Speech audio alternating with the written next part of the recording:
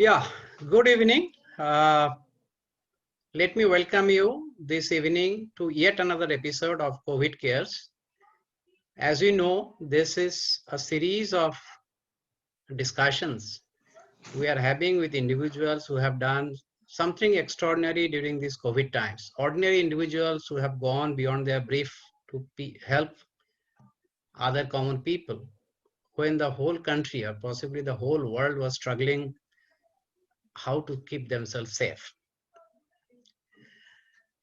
Here, Heartcrafted Foundation, the partner for this particular episode, is a NGO which focus on working with women from underprivileged class of the society, primarily focused on northeastern India and work very closely with HIA social enterprises, which had been working with the weavers of this area for many years now in helping them getting their raw materials, streamlining their production, and giving them market access. Coming back to today's discussions, we know 23rd of March, there was a nationwide lockdown. All of us got stuck at home. Most of us, people like you and me, whom we call privileged, our challenge was more about what to do with the essentials, how do you get emergency care, if we have to take care of the old people at home, how do you do that? If we have parents far away, family far away, how do you keep in contact? Very soon, the focus of this moved to another segment, which we now call the migrant crisis. We saw thousands of people who suddenly lost their job, lost their income, have no money to even get a square meal, came out on the streets and started moving back to their hometown. At the same time, there was possibly an equal number of people who got stuck in their own home, but faced the same challenges.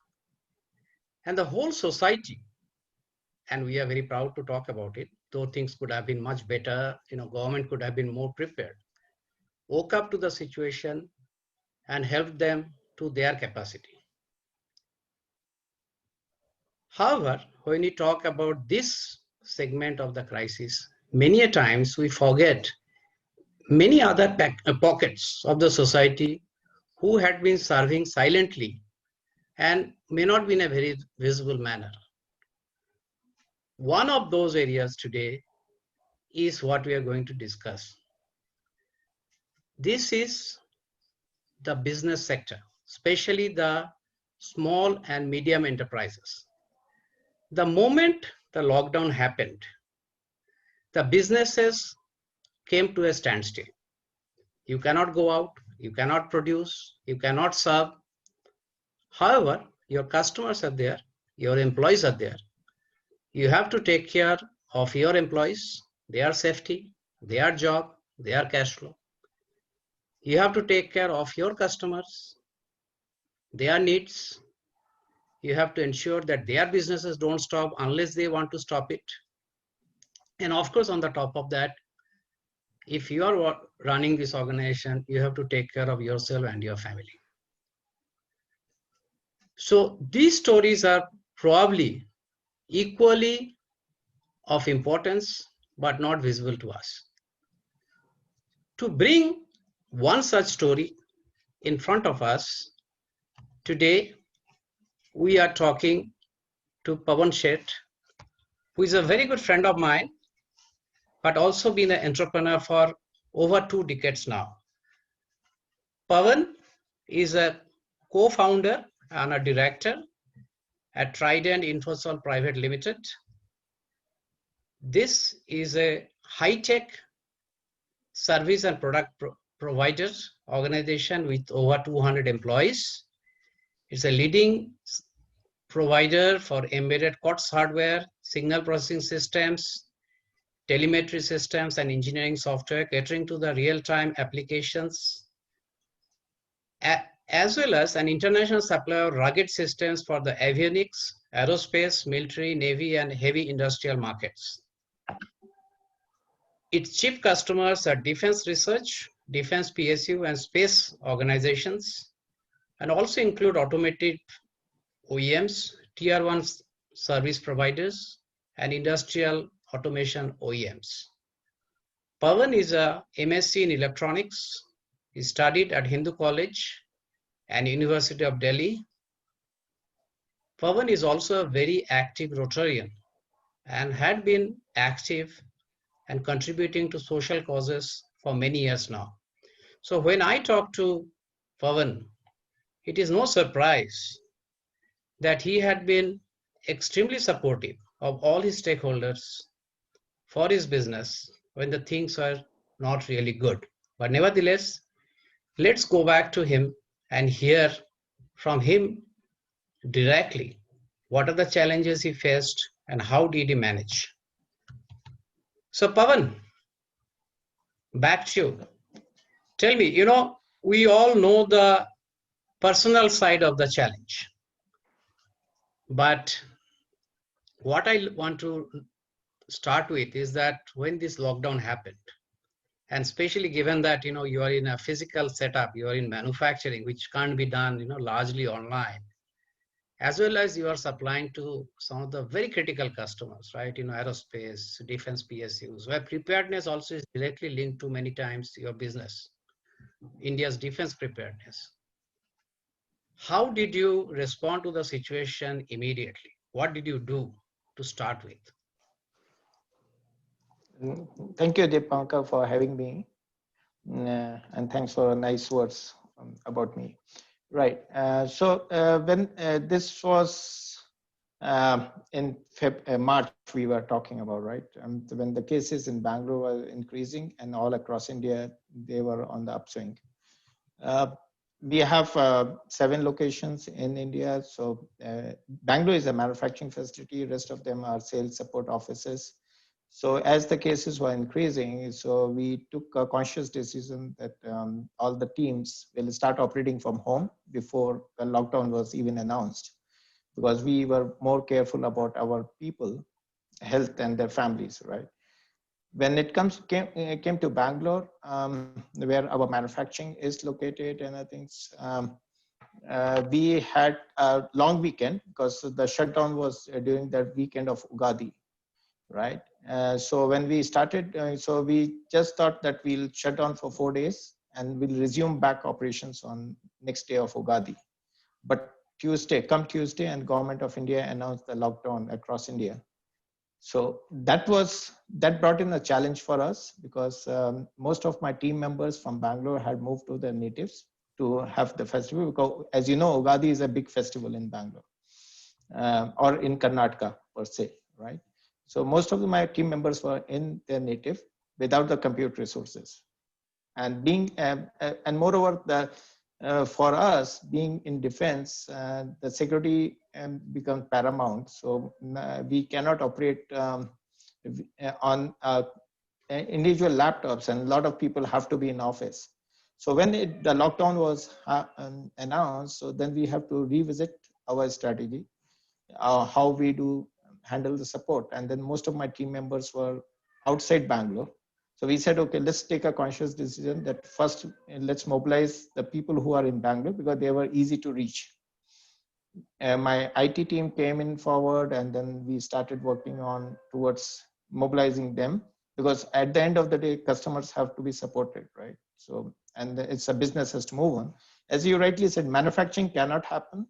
But in our case, what happens is not about manufacturing alone. Manufacturing, I would say, is 30% of my activity, in the sense that 70% time goes into design, and design can work remotely also. So how our whole goal was to ensure that my team, who is design team or engineers, they can be mobilized, they are provided. So we had to make some changes into our IT infrastructure as well. And my IT team was, they just came forward onto it, right? And then they made a lot of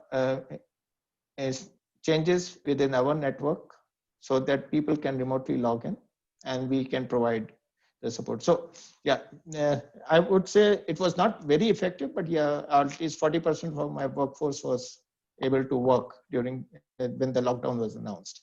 That was precisely what we moved in. Yeah.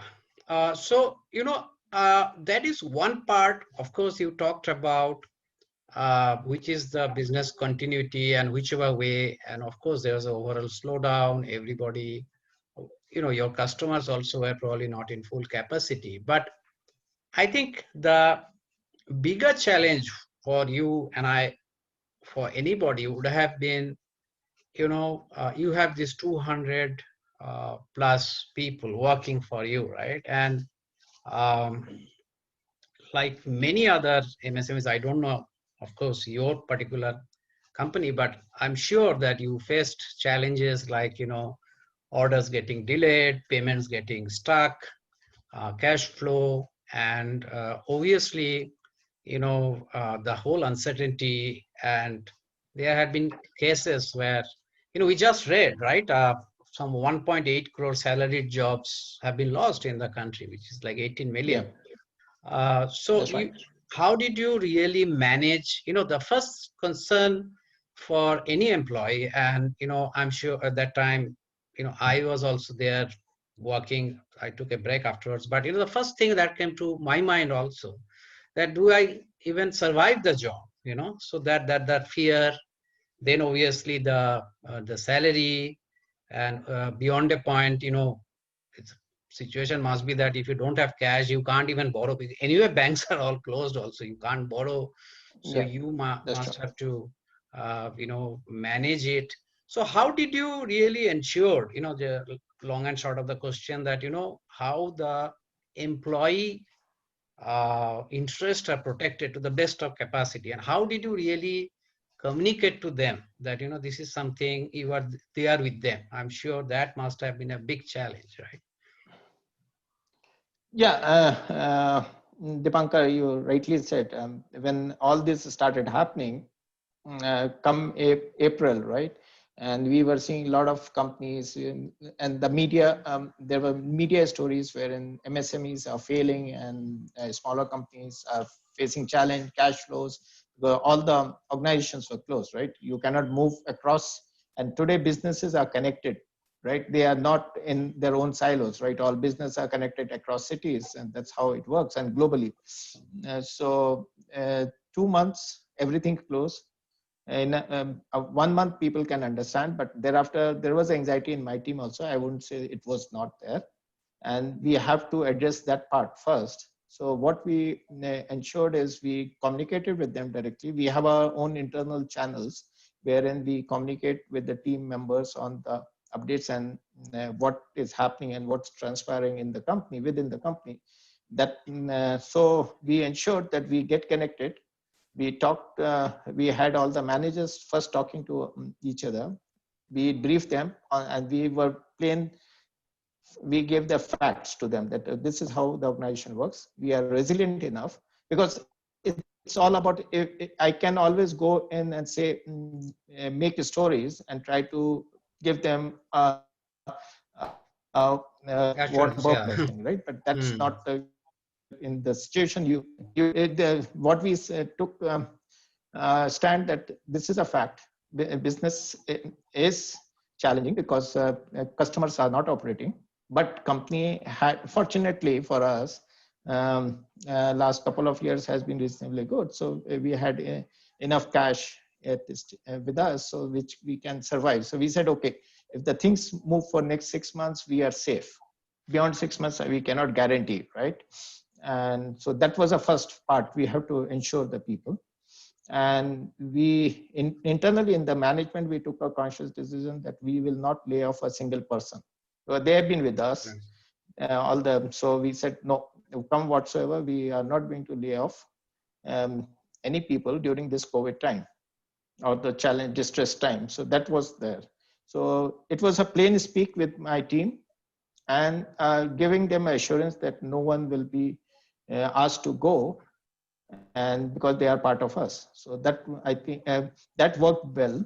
and that motivated them to do some things which I myself was pleasantly surprised the way my team responded during this challenging time, because once we assured them that their jobs are safe and their cash flows at home will not be troubled, they came forward and they worked much harder than what they were doing normally.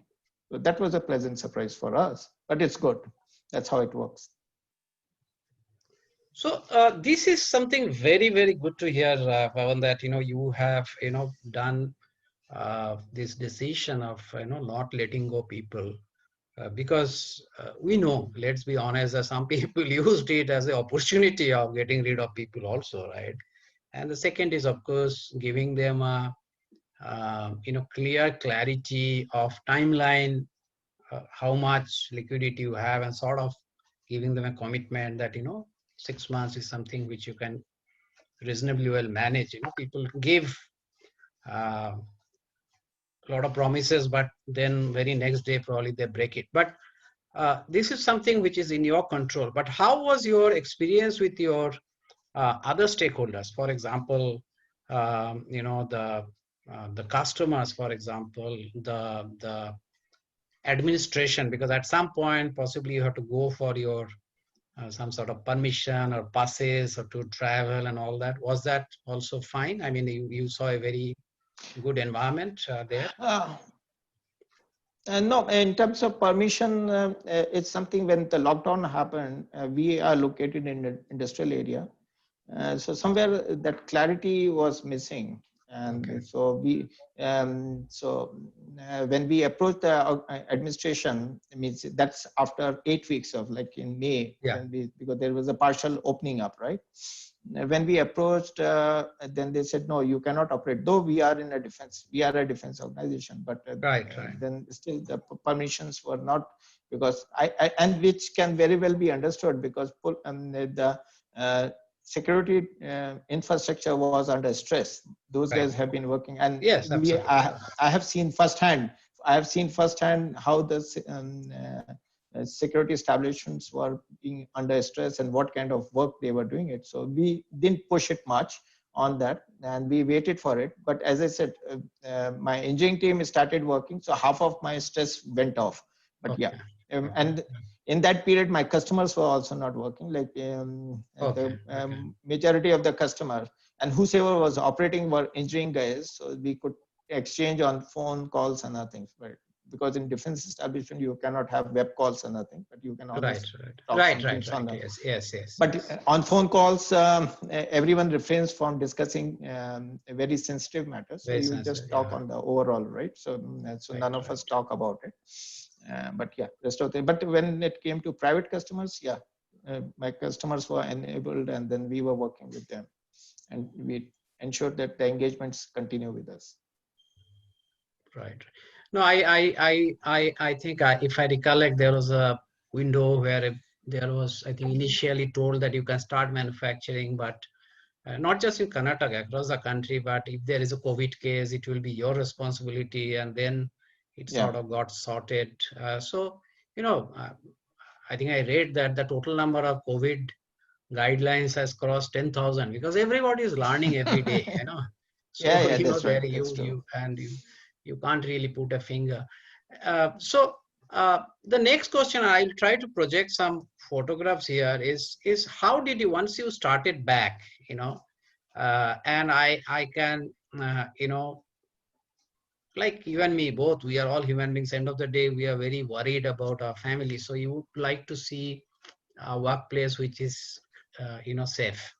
And it is not just the safety precautions, it has to be very visible also, right, for building confidence. So, how did you go about it? What sort of some of the protocols, SOPs, as well as, the campaign which you did, just if you can share. I'll some photos which you shared with me. So very good question, Dipankar, on this. So when we started opening up, that was somewhere in third week of May when the things started. coming up. So a week before, we discussed with my admin team and my HR, and then we started we made a detailed SOP on how a people or how the team will come in and what they should be doing it when they walk into office, and what they should not be doing when they are in office, right? And what they should be doing when they go back home. And so that was a detail, and that was all given in advance to the people so that they are mentally prepared that things are not going to be the same how it is or what it used to be. That was a step one. And then when we started opening, we just ensured that only 30%, we were literally counting that we don't allow more than 30% of the people inside the office. And so we were picking the names and calling them and say, you will come now. It was a week schedule which was given to them. In this week, this is how people will report. So that was one. We removed all our contact, your biometric and your access controls, everything was removed out. So that was done. And then thereafter, we ensured that when a person walks in, they get a face mask and a face shield. Everyone who walks in, our employees. Then we had put dispensers at multiple locations. My team designed a foot pedal dispenser on their own because we are into mechanical manufacturing. So we have a design. So they quickly came out with the dispenser, which was more rugged. Because in the market, what we were seeing they were not rugged, and we are in rugged business, so we understand what rugged means. So we designed that. So there were multiple things that we did is it. dispenser is your design, is it? The one which you... That's right. Okay. Yeah, that's right. Right. So Right. I see But we two didn't do of them actually, both of them. we have something like 15 dispensers in our office. No. I see two photos, one black, one white. Both of them have been designed. Both are same. It's only the color paint. It's both color. Okay, structurally both are same. It's a paint. Okay. Just and it was done for internal purpose, so we never went for commercial part of it. Right. But some of the customers wanted, and some of them we gifted out to some places, but it was never done for commercial purpose. So there were multiple things which were done, Dipankar, to do it, because as you said, the people were fearful. So we have to ensure that when they walk into office, they feel safe. And we didn't push the team members to report to office. And we said, this is what is being done. And when they started hearing from their team members that this is, things are being taken care of, we are ensuring the safety and part of the people, they became more comfortable and they started reporting. So you don't have to ask them. They on their own, they started coming. Great. So I as I see that you have been, of course, you face the challenges, but much of the softer issue of safety, security, confidence, the liquidity of the individuals, managing customers, all that, you are pretty much in control now. Of course, I must compliment you also for the fact that a lot of it is possible, not just because you and your team of management wanted to do things which is supportive of the stakeholders, but also you have taken prudent business decisions which gave you a liquidity and a runway of 6 months or more, which I think is missing in case of many other businesses. Sometimes maybe nature of business, but I have also seen many MSMEs are pretty poor in managing their finances, and in spite of their best efforts, they are sort of broke. And the moment it happened, they are helpless. So I must compliment you also on that corporate governance, which gave you the stability. And this is probably the worst time for anybody to even lose a job, right? I mean, it can be, and we are just started to see this. I mean, this is just going to play out. So thank you so much for that particular, sensitivity. I mean, who am I to thank, but as a part of society.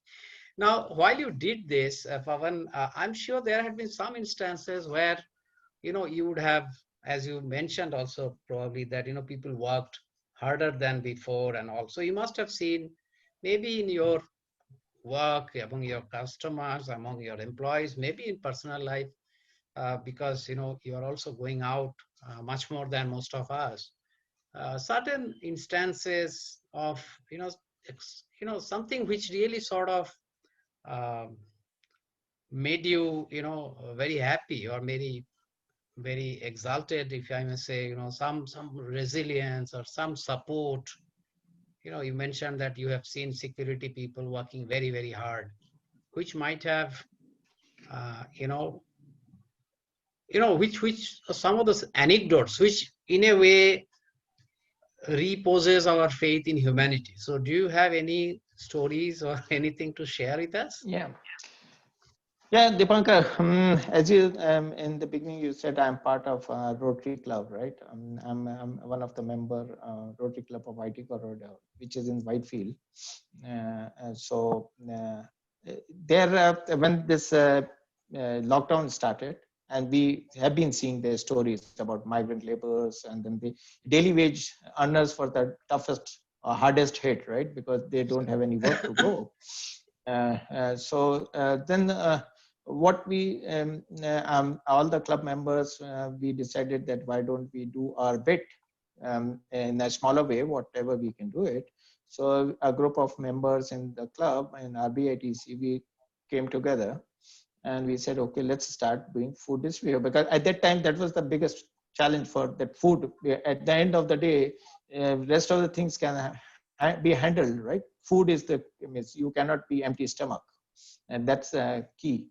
So we started, we mobilized our resources, and we had, fortunately and surprisingly, lot of because it's our Rotary is a voluntary organization, and so when we made a call to our communities, a lot of people came forward and extended the financial contributions to Rotary.